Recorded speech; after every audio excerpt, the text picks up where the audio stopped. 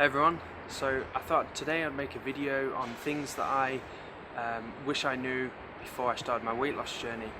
So obviously a lot of you may have perceptions of how much weight you can lose in a set amount of time.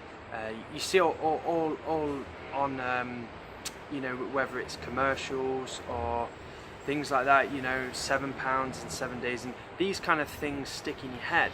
So you sort of go away thinking, I can lose 7 pounds in 7 days or something like that. So maybe you can for the first week or so.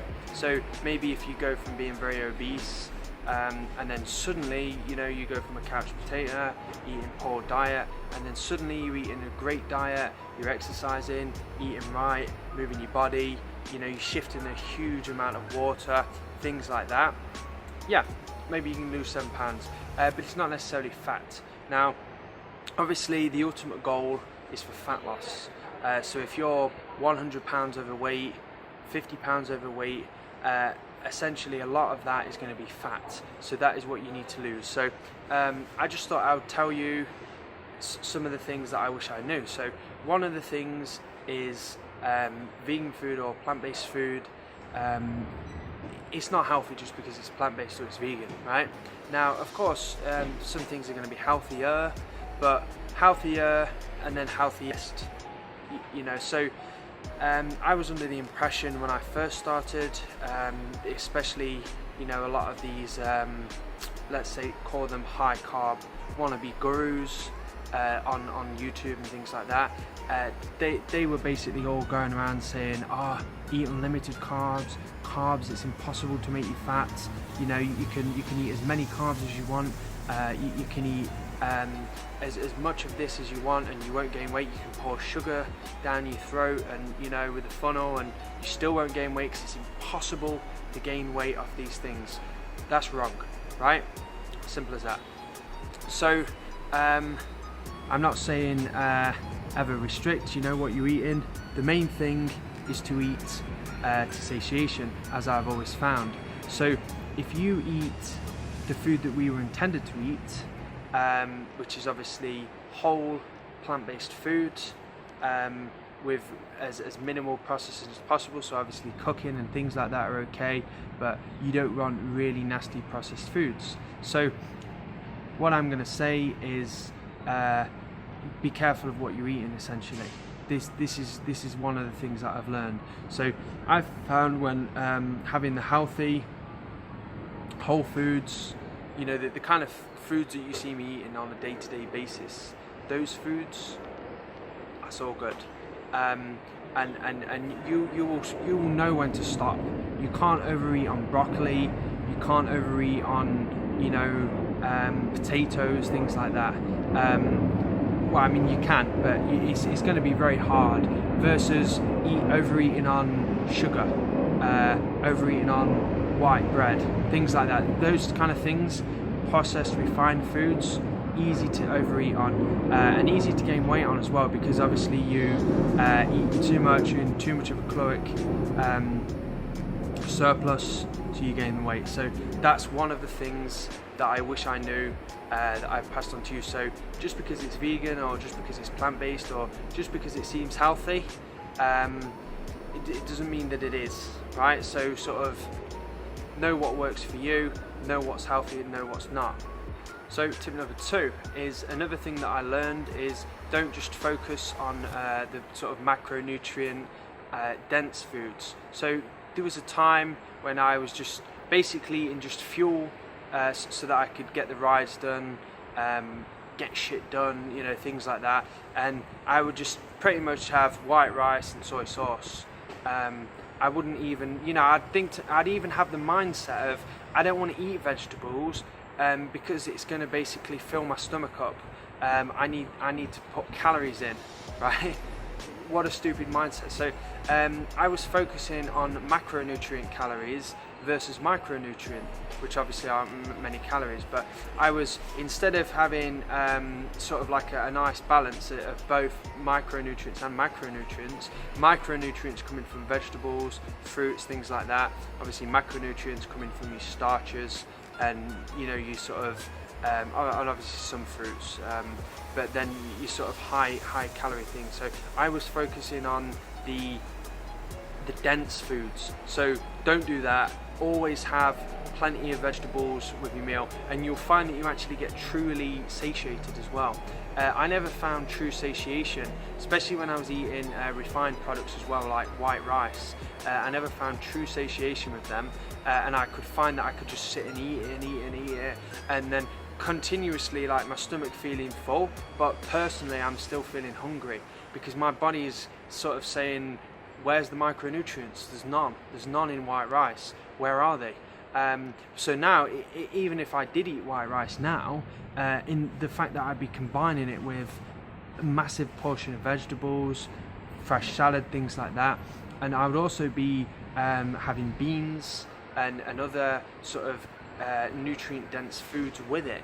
So I wouldn't just be eating white rice and soy sauce, basically.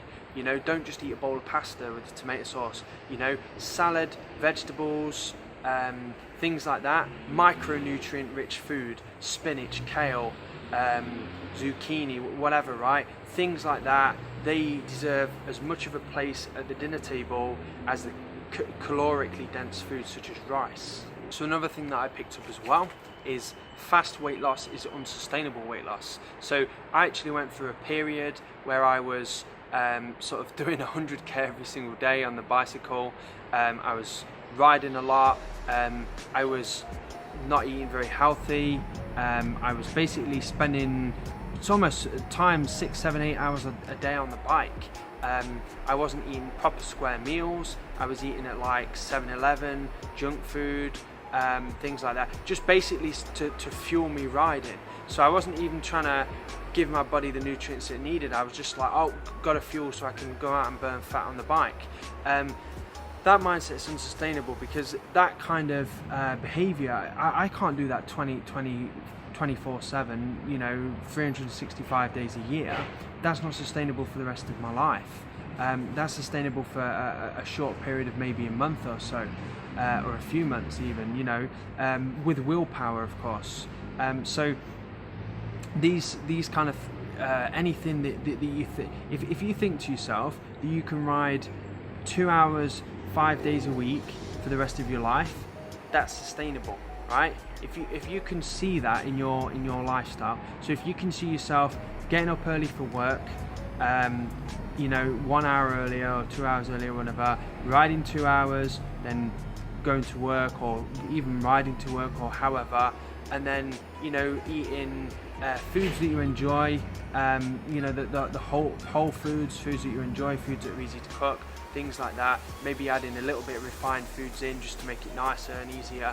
If that's sustainable for the rest of your life, that's good, because at the end of the day, we're not looking for some quick 7-day plan or 4 weeks or whatever, because what happens after the 7 days or the 4 weeks? You know, bam, you're straight back to your old ways, gaining weight again, possibly even heavier than you were. So whatever you do, set out to make it sustainable for life, because if it's not sustainable for life, you're going to fall off and you're just going to end up putting the weight back on or whatever, right? So whatever you do, make it sustainable for life. Think of it as a lifestyle, not a diet, not a quick fad exercise plan or whatever. Think of it as a lifestyle. So I'd say tip number 4 then is something else that I learned, is not to be too hard on myself.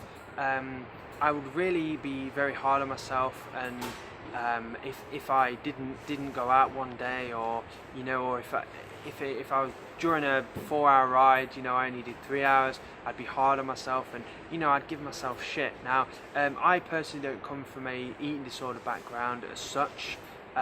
However, I know many people do, and this kind of being too hard on yourself, you know, it could cause a binge or a restrict or something like that. So it's not good behavior to have.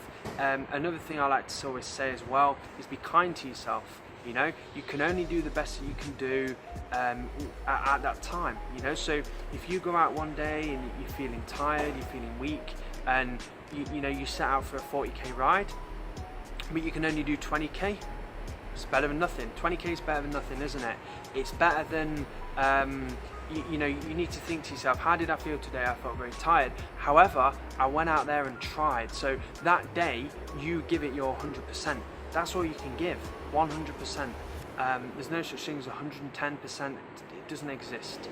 So just go out there, give it the best that you can, and know that you've tried. You know, even if at the beginning you're thinking, oh, I don't feel like going out for a ride today, I don't feel like doing this, but you go out there and you at least do something, even if it's a 5k ride, you know, and you come back and you, oh, I don't feel good today, whatever.